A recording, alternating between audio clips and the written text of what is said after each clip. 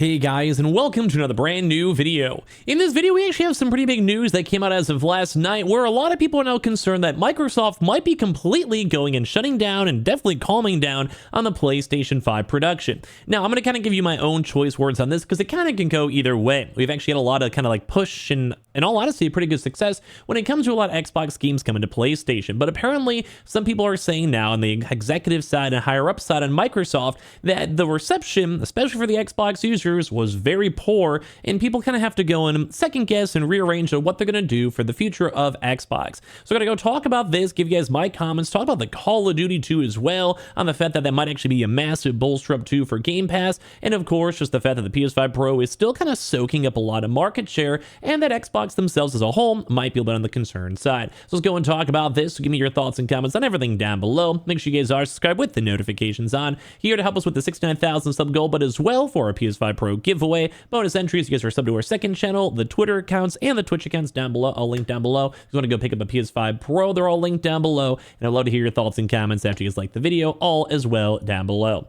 So we've now been seeing some pretty big deals. So as you guys probably know, right now Activision is owned by Xbox. The Call of Duty launch, which I think a lot of people in the gaming sphere, analysts, and well, everyone, are going to expect to see on how well this does. First and foremost, Game Pass numbers can go completely get bolstered on up. A lot of people are expecting the fact that, well, it could even bump it up to 2.5 to 4 million brand new subscribers, which I'd probably say in theory is a pretty big win. Like, especially if you factor in multi-month and long-term reoccurring subscribers, and then maybe every single brand new yearly Call of Duty might go and bolster up another 100,000, then another 100,000, another 100,000. Like, as you know, it has like the big bump, and then it kind of averages and kind of, roller coasters kind of on up, like market share goes on up. So a lot of people are going to be curious on how this works out. But as well, we're also now seeing a lot of these games coming out on PlayStation. Call of Duty, good example. But as well, the Indiana Jones game, etc. And people were not happy with it. And I was kind of agreeing with a lot of Xbox users. What was the point of having Xbox if, number one, you don't get day one games on Game Pass, you have to pay the more expensive premium package, while PC gets it for cheaper and as well also gets day one. Makes zero sense to own an Xbox console, and I've been pretty like, in all honesty with that, because it just sucks. I really don't think Xbox users should, well, have to deal with this. But as well, a lot of people are kind of concerned that the PS5 Pro is the #1 market share console. It's outselling the new Xbox, and as well, that is like the new highest tiered console, which the Xbox Series X, that was their claim to fame before. So first and foremost, Call of Duty could be bolstering this up to like 4 million brand new subscribers. I think a lot of folks are going to be curious on this, because at the end of the day, if this works, this is kind of like the theory of Activision. If they can make a lot of money from Call of Duty and bolstering up Game Pass, this would be considered a win for them. Like, I think overall it will be a massive win. So launch of Call of Duty Black Ops 6 into Game Pass will hurt sales of the game. So we're also kind of assuming PlayStation sales may suffer a little bit for the overlap, but as well also for Game Pass members too. But don't forget, people on PS5 will still be buying it and paying for full price, and Xbox will be getting a win off that as well. So that's kind of why I'd like the big grand theory of why I think it's stupid if Xbox does not go and factor in more games on PlayStation. There's like a lot more, almost like probably I think more than double install user bases on the PlayStation. So if they're going to want to make proper cash, which you need for a company, and not just reoccurring subscribers, think like Netflix. Basically, Netflix had, like when it first started out, had a lot of like individual big shows, like The Office, etc., because they didn't really kind of go to other locations and locales yet. And then eventually, as it kind of grew and grew, they were able to go and start funneling their own money towards their own games, which is what you'd probably expect for Call of Duty. You want that to be selling very well on PlayStation to go and have normal money to subsidize the Game Pass as Game Pass can continue to grow. Once you have like 50 million Game Pass subscribers, then you can kind of do whatever you want because you're making money hand over fist. You get a bunch of brand new third-party games, you get Call of Duty still,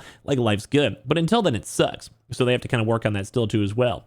So they're basically saying this should be good overall for Microsoft and for consumers, but Call of Duty sales might go down over time.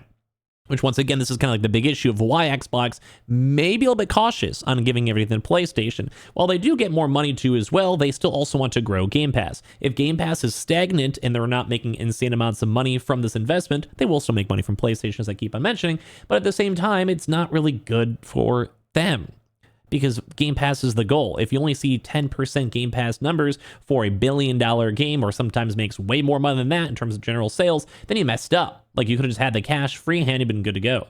So basically they're saying after chief analyst Piers Harding Rolls is a little more conservative, believes that Call of Duty results in a 10% increase in Game Pass subscribers to around 2.5 million.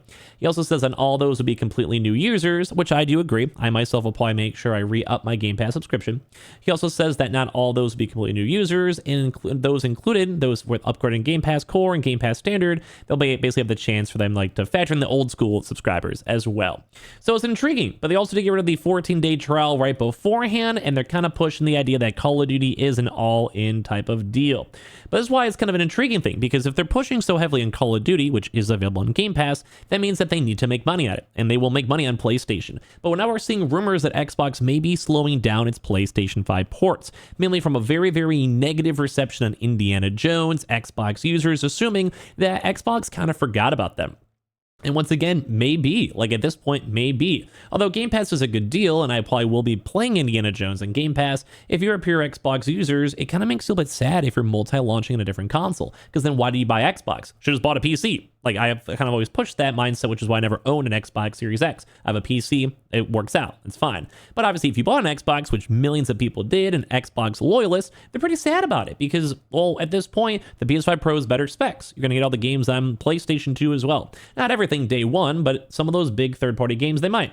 Saying Xbox began experimenting with multi-platform ports earlier this year. And they all went great. In all honesty, they all went phenomenal. I think a lot of people bought the games, enjoyed the games, and it's probably making them money. But I think it'd be dumb if Xbox does not want to keep pushing that. It's a-okay if they become more of a publisher. We've talked about this a lot throughout our videos. But at the end of the day, Game Pass is going to grow with Call of Duty. You kind of get the cheaper option. You have to run it on Xbox or PC, which is totally fine. I think that's okay at the end of the day. But at the same reverse side, PlayStation has to pay full price. But if everyone's already buying PS5s instead, that means Xbox doesn't have to worry about making Xboxes and shipping them and moving around, which I think at the end of the day is okay. Like, this should be okay. They're also saying after supposedly negative fan reactions from Indiana Jones PS5 port, Microsoft may be slowing down future PS5 ports of Xbox first-party games. The Halo and Gears series are reportedly red lines for Microsoft, which means they're likely not coming to PlayStation platforms, though, anytime soon. Which makes me sad, because I would love to have Halo on PlayStation. I'm sure a lot of people would. Gears, I'm 50-50. I like Gears, but just imagine how cool it'd be to have a true cross-platform PlayStation versus Xbox. Imagine the memes. Imagine the rivalries. Imagine people playing Halo and completely just going off on the enemy team, being like, bro, you're an Xbox loser, bro, on PlayStation, get a job. Like, obviously that's all memes and fun, but like back when I was playing Modern Warfare 2 and OG Halo 3, that was like part of the fun of just completely just trying to dog on the enemy team. Now, high level, I don't really care if you have an Xbox, PlayStation, or PC, even a Switch or you're on a phone. I don't mind, but it's kind of fun just to have that nitty gritty, fight in you. And I think it just drives sales and make things fun again. Not everything has to be $100 billion business, and that's why I think some people are kind of 50-50. I think Xbox users are rightfully so upset about this because, once again, Xbox console users have to pay more money for the same PC Game Pass experience for day one titles, which means they're going to have to spend a lot of money for, say, Call of Duty. And as well, PS5 users didn't even have to go buy an Xbox to even get Call of Duty and Game Pass too, which some people may only do Game Pass for a month, myself probably included, but if you play it all the time and that's your main number one game, which a lot of people on even PlayStation do, then you're kind of like, oh, what happens? But the Xbox is making money. But once again, the Xbox user is the one that's suffering. So basically saying there's a new rumor, which is all a rumor, alleges that Microsoft may have now been slowing down development of PS5 ports on the Xbox first-party games, which would also maybe make sense to kind of give it like, we'll give you a one every now and then, or these big third-party games like Blade. We saw a cool Blade trailer as well. If that comes out on PlayStation due to Marvel, that's cool. Like, it makes sense. It's more of a Marvel's the big daddy in that situation. Makes sense. But at the same time, maybe other games like Fable or things like Halo and Gears stays on Xbox, which I think is fine. But I really think they should try to go work in like a, you give us one, we'll give you another one, and kind of just like impress fans every now and then. Like, you give us a Horizon on Xbox and maybe God of War, maybe even Spider-Man, and we'll go give you Indiana Jones. Like, I mean, I think that makes sense though, but maybe people don't see it the same way for that. But a lot of people are saying like, just, they don't like this. Like, a lot of people are just assuming like, hey, it's not good. Apparently they were not happy. I think it's cool for the overall PS5 and PC users. I do agree though that Xbox as a core are kind of getting screwed over on all these decisions and bringing them to the PlayStation PlayStation. But at the end of the day, does it really matter? It might be better for next generation, obviously. So if you have a Series S or X, it kind of sucks.